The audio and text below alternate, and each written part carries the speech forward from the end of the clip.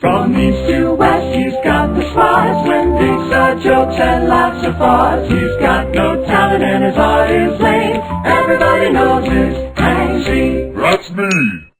Presented by Squarespace.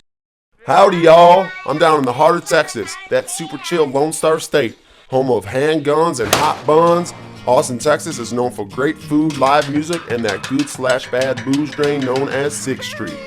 But journey a bit off the frat hole and you'll find that thanks to creative individuals who seem to truly live by the capital city's unofficial slogan of Keep Austin Weird, the city does in fact try to keep things a bit weird. That being said though, the shaved ice game is on point and there's good amount of wall space, plenty of room for all to get up. And guess what? That whole hospitality thing, it isn't a myth. People are hella nice down here, and the street artists aren't any different. It's super close-knit and organized, and it seems a majority of them are real buddy-buddy. And bonus, on this trip, I brought along my fellow New Yorker, Hector, aka Nick Holliber. And even though he's a fine artist, he's still pretty cool, I guess. But yeah, anyways, Texas, fuck yeah! I think when we came to Austin and I saw street art, and I knew that this was a place where we could express ourselves, it was like wildfire. Austin, I would say, welcomes street art because they go on about keep Austin weird. And so doing things different, arts, music, everything's really welcome. When I first started, I was doing a lot of stencils. But then once I figured out how to do the wheat paste poster, then I felt like sky's the limit. I was able to do so much. Meet Truth. Remember when I just said people are hella nice down here? Truth is a prime example. A superbly nice guy whose wife even offered us apple slices and juice the moment we walked into their home. He's an awesome transplant whose work is pretty recognizable down here. Bright colors and solid lines, he does a bunch of posters and a bunch of murals. And damn, if I had an accent like that, I'd have no problem getting girls, or talking to the boys in blue for that matter. The times that I have been kind of caught, I've been able to talk my way out of it, but I think people really enjoy getting to see the space become more personalized, more colorful, something fun, something upbeat, something to make them smile.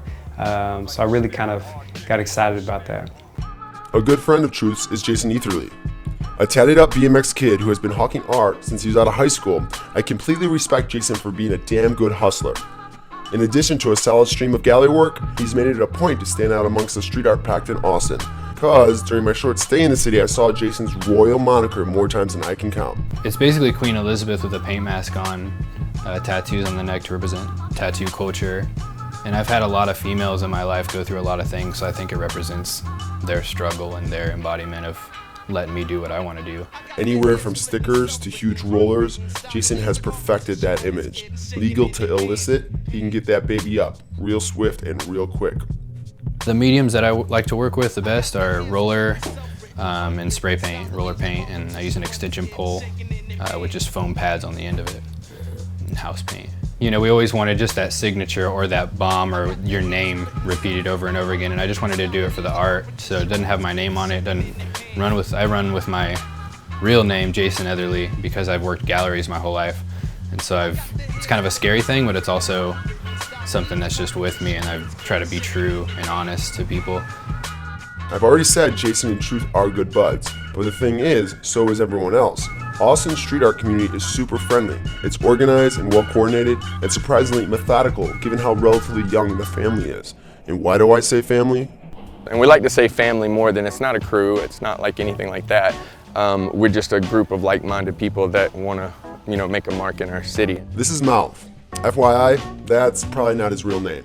But Mouth is one of the founding artists of Spray TX, a creative collective or family that's doing its damnedest to cover the many unadorned walls in Texas' capital city. Spray TX has a headquarters in East Austin. It's blown up quite fast. When we first started the collective, it was 7 of us, and it's grown within a year to about 30 artists. And it's not like the doors are closed on anybody. We keep it open to anybody that's interested in being a part of it or anything like that. The mindset of Austin is very, very supportive. Like, a lot of places either don't care or think of it as other things, like could be gang related if you're writing your name on stuff or stuff like that. In addition to providing gallery space and starting the weekly tradition of Free Art Fridays, where artists utilize social media to give away free art to the community, Spray TX also sells art supplies at wholesale prices and gives their members studio space to work. We also provide different walls and job opportunities from design to murals to any kind of commissions that the artist could get hired for. I think we kind of found a need and filled the need, or stumbled across the need. And I don't think it would work in a lot of other cities. Jason and Truth are both members of Spray TX. Another member is Bricks. His art contains a lot of colorful and fantastical images of animals and whatnot. He was there at the beginning. We knew that the city needed like an open-armed thing, and so we were like, Spray TX.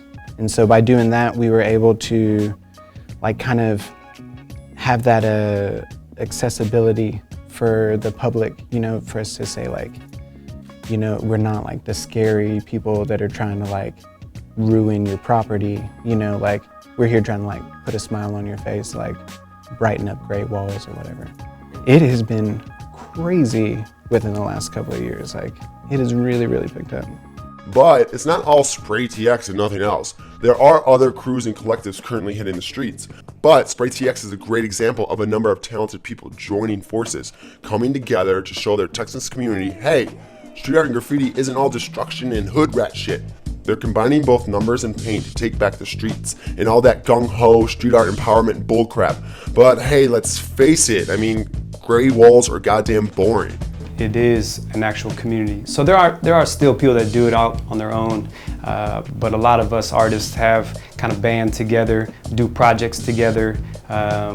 We'll send each other messages, say, okay, this is the time, let's meet here, and we'll have 6, 7, 8 artists take a whole wall. It's unique, you know. I've met a lot of great people here and that just want to see you succeed or see everything in the art and do something for the culture and know that we're all a part of it. Which I'm not used to at all. I've always operated as a pathetic lone wordplay wolf, which I'm fine with, but I think Truth summed up my experience and view of the Austin art community in general best.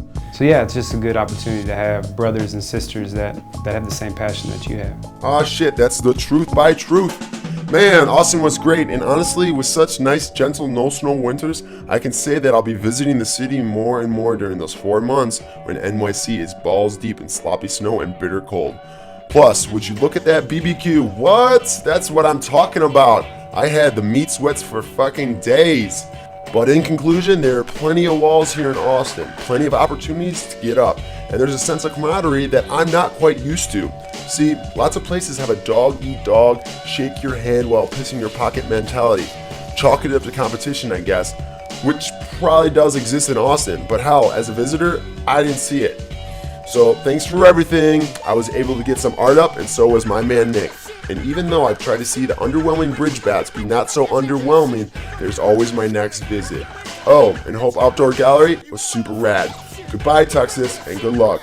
Adios, giddy up, and yee-haw. I'm off into the pun set.